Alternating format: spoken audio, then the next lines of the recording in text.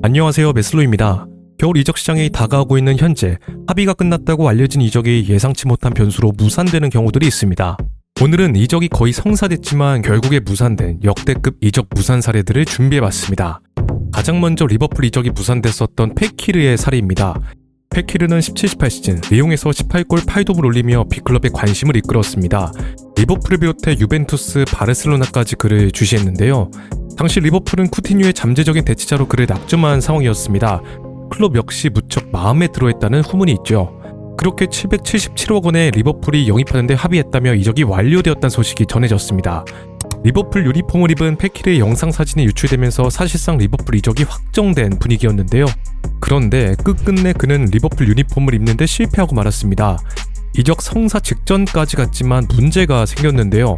일각에선 리버풀이 메디컬 과정에서 과거 무릎 수술을 한 이력을 발견했고 이로 인해 재발 가능성이 있어 모험성 영입을 피한 것으로 알려졌지만 사실 이적이 무산된 데에는 페키르의 에이전트 문제가 컸다고 합니다.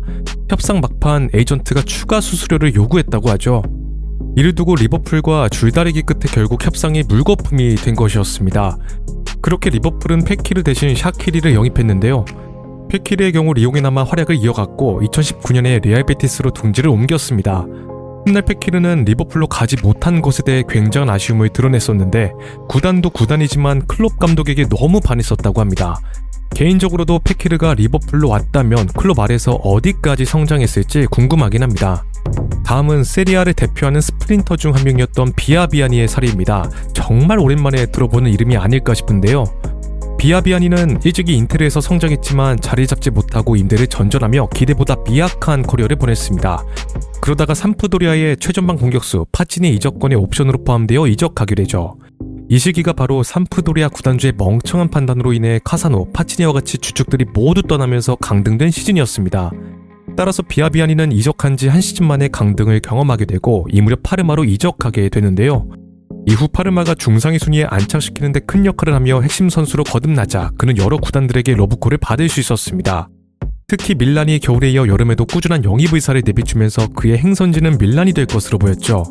그리고 이적 시장 마지막 날 밀란이 공식 트위터 계정에 밀란 유니폼을 입은 사진을 업로드하면서 이적이 성사된 것으로 보였습니다. 그러나 급박하게 진행된 계약 과정에서 혼선이 생기게 되는데요.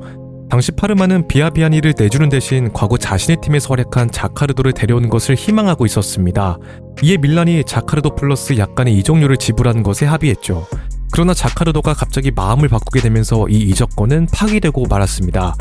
따라서 자의가 아닌 타의로 이적이 무산된 비아비아니에게 안타까운 시선들이 전해졌는데요. 그런데 비아비아니가 메디컬 과정에서 부정맥 위험이 발견되어 이 부분이 진짜 이적 무산의 배경임이 드러났습니다.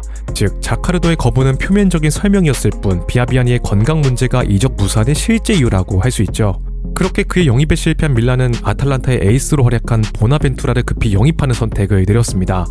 비아비아니의 경우에는 파르마에 남아 1년간 심장치료에 집중했고 이후 자신의 친정팀인 인테르로 이적했습니다. 다음도 밀란으로 이적이 무산되었던 사례인데요. 바로 알리 시소코입니다. 알리 시소코가 누구냐? 리버풀의 팬분들은 좋은 기억으로 남아있지 않은 선수입니다. 홈팬들에게 야유를 받을 정도로 리버풀에선 아쉬운 활약을 보인 선수죠. 하지만 그는 유망주 시절 반년마다 팀을 옮길 정도로 가파른 성장세를 보여주며 명문 구단들의 관심을 받은 선수였습니다. 우선 거상 포르투에서 이적한 지 반년 만에 클래스를 증명해 보인 그는 2009년 여름 밀란에게 러브콜을 받았습니다. 당시 밀란은 젊은 선수들을 중심으로 리빌딩을 천명하며 그를 말디니의 대치자로 낙점했었는데요. 그리고 얼마 뒤 입단식을 치르면서 이적이 성사되는 듯 했습니다. 그런데 갑자기 메디컬 테스트에서 탈락했다는 소식과 함께 이적이 결렬되고 말았죠. 밀란이 밝힌 바에 따르면 탈락의 이유는 바로 치아 문제 때문이었습니다. 사실 치아 문제는 심장 및 근육 이상을 불러일으킬 수 있는 것으로 알려져 있긴 한데요. 실제로 한 보디빌더 전문 잡지에선 치아가 건강한 사람과 구취염이 있는 사람의 근력 차이가 프로의 경우 최대 30%까지 벌어진다는 의견을 내놓기도 했습니다. 이후 밀란은 해결책으로 임대 후 완전 이적을 제안했으나 이적료 협상에서 이견이 보이면서 영입이 아예 무산되고 말았죠. 그런데 일부에선 이를 단순히 핑계일 뿐이라고 주장하고 있습니다. 우선 당시 밀란은 고액 연봉자들을 정리하며 긴축 재정을 진행하고 있었는데요. 따라서 여름 이적 시장 내내 이적료를 아끼기 위해 소극적인 스탠스를 보이다가 몇몇 선수들을 영입하는데 실패한 이력이 있었습니다. 이처럼 시스코의 영입권도 치아에 이상이 있다는 논란을 부추겨 이적료를 막판까지 깎으려고 했다는 것이죠. 이 과정에서 영입이 발표되었음에도 불구하고 알리시 스코 측으로부터 반감을 사게 되고 끝끝내 협상이 결렬되어 리옹에게 빼앗긴 것으로 분석되고 있습니다. 다음은 데아의 레알 마드리드 이적 사가입니다. 지난 2015년 여름 데아는 레알로 이적이 임박했던 때가 있습니다. 맨유와의 계약이 1년밖에 남지 않았고 카시아스의 후계자를 찾던 레알은 데아를 점찍었는데요. 이처럼 레알은 여름 이적시장 내내 데아에게 러브콜을 보내왔고 이적시장 마감일 하루를 앞두고 켈로 나바스와의 수합딜 합의를 이끌어내며 그의 이적권은 급박하게 흘러가기 시작했습니다. 사실 맨유는 데아가 핵심 멤버이기 때문에 레알의 관심에 대응하지 않았습니다. 그런데 나바스를 내준다는 전제에 빠르게 딜이 이루어지기 시작했고 이 무렵 선수들의 합의는 빠르게 맞췄다고 하죠. 그리고 계약은 순조롭게 진행되는 듯 했습니다. 그러나 결과적으로 서류 제출이 늦어지면서 이적 시장의 문은 닫히고 말았고 데아 이적은 불발되고 말았습니다. 이에 양팀은 서로에게 책임을 밀었는데요. 우선 이들은 데아와 나바스의 수합딜 조건을 합의하는 과정에서 굉장히 긴 시간을 거쳤습니다. 자세히 밝혀진 내용은 없지만 내부적인 회의를 한 것인지 맨유는 레알의 최초 서류에 8시간이 지나서야 회신했는데요. 그러면서 긴박하게 서류가 오고 가기 시작했습니다. 이 과정에서 중간에 서류 몇몇 중요 내용이 빠졌다거나 데아의 계약 해지 서류를 추가로 본의하는 것과 같이 서로 기타 여러 서류 작업에 많은 시간이 소요됐죠. 이러한 서류상의 왕래가 자정이 가까워질 때까지, 즉 이적시장 마감까지 이뤄진 것입니다. 결론적으로 잉글랜드 축구협회가 맨유는 제 시간에 서류 제출을 완료했음을 딱 잘라 인정하고 있다는 점, 피파 조사에 충분히 근거를 제공할 수 있다고 공언한 점, 맨유가 레알 측에게 타임스태프가 찍힌 서류를 참고하자고 제안했지만 레알이 거절한 것으로 미뤄봤을 때 레알의 실수가 있었을 것이라는 게 중론으로 여겨지고 있습니다. 언론 보도에 따르면 레알이 데아에 대한 등록을 마감 시간에서 28분이 지난 후에야 등록했다고 하는데요. 그렇게 데아는 맨유에 잔류하게 됐고 레알의 골문은 나바스가 지키게 됐습니다. 하지만 이 둘은 각자의 클럽에 충성하고 맹활약하며 전성기를 보내게 되죠. 그래도 소위 B클럽이라 불리는 이들이 선수 이적 문제 이렇게 엉망으로 처리했다는 점은 아쉬운 점이지 않나 싶습니다. 다음은 리버풀 팬들에게는 애증의 선수인 오원의 리버풀 복귀 무산 사례입니다. 2004년 커리어 스텝업을 위해 레알 마드리드로 떠났던 오원은 이곳에서 자리 잡지 못하고 결국 프리미어리그 복귀를 고민하고 있었습니다. 이 무렵 리버풀 구단 측이 접근해오며 그의 복귀를 추진했다고 하는데요. 1,000만 파운드에 영입할 것이란 구체적인 이야기까지 꺼내며 오원은 친정으로 돌아갈 것을 기대했습니다. 그리고 이 무렵 페레즈 회장이 잉글랜드 팀에게 오퍼가 들어왔다며 오원의 선택을 따르겠다는 뜻을 그에게 전달하게 되죠. 오원은 당연히 이적하겠다는 의사를 밝혔습니다. 그런데 그 잉글랜드 구단은 리버풀이 아닌 바로 뉴캐슬이었는데요. 페레즈는 뉴캐슬이 1,600만 파운드에 오퍼를 했다며 리버풀이 만약 이 정도의 오퍼를 한다면 보내주겠지만 그렇지 않다면 뉴캐슬로 가거나 레알에 잔류해야 한다는 입장을 전했다고 합니다. 결국 오원은 리버풀 구단 측에 문의하게 되고 1,200만 파운드까지만 오퍼를 해준다면 어떻게든 레알과談판을 짓겠다는 의사를 전달했는데요. 하지만 리버풀 측은 1,000만 파운드가 한계란 입장을 보였습니다. 오원의 입장에선 이미 호나우두, 라울 모리엔티스가 있는 상황에서 호비뉴까지 영입되었기 때문에 주전 경쟁이 힘들 것이라고 판단했고 특히 시즌 후 진행되는 월드컵을 위해서는 꾸준한 출전이 필요하다고 생각해 결국 뉴캐슬로 이적을 선택했습니다. 하지만 뉴캐슬로 이적 선택은 실패로 끝나게 되죠. 참고로 오원은 언젠가 리버풀 복귀를 위해 뉴캐슬과의 계약을 맺을 당시 시간이 지날수록 이적료가 낮아지는 계약을 맺었다고 합니다. 1년 뛰면 1,200만 파운드의 리버풀에게 매각하는 옵션이 있었다고 하는데요. 추가로 1년에 더 뛰면 800만 파운드, 1년에 더 뛰면 400만 파운드까지 낮아지는 계약이었다고 합니다. 따라서 그는 정확히 1년 뒤에 안필드로 복귀하겠다는 계획을 세웠지만 심각한 무릎 부상으로 인해 계획이 꼬이게 되죠. 이 무렵 리버풀이 토레스를, 시간이 지나서는 수아레즈를 영입하면서 오원의 복귀 계획은 무산되고 말았습니다. 이렇듯 매 시즌 말마다 리버풀에 복귀하려고 했던 그의 노력은 가상하긴 하나 결국 라이벌인 맨유로 이적을 선택한 것은 팬들에게는 아직까지 상처로 남아있습니다. 자, 다음은 부록을 앞두고도 최고의 퍼포먼스를 보여주고 있는 레반도프스키의 사례입니다. 많은 분들이 그가 프리미어리그와 세리에 무대에서 뛸 뻔했다는 사실을 모르고 계실 것 같은데요. 약 15년 전인 2010년 4월 20대 초반의 레반도프스키는 폴란드의 포즈난에서 뛰며 주가를 높이고 있었고 많은 팀들에게 러브콜을 받았습니다. 당시 블랙번의 감독이었던 샘 엘러다이스가 그를 직접 보기 위해 폴란드까지 날아가 면밀하게 지켜본 뒤 대화를 나눴다고 하는데요. 당시 샘 엘러다이스는 젊은 선수들을 중용할 것이란 계획을 그에게 전달했고 이에 블랙번으로 마음을 굳혔다고 합니다.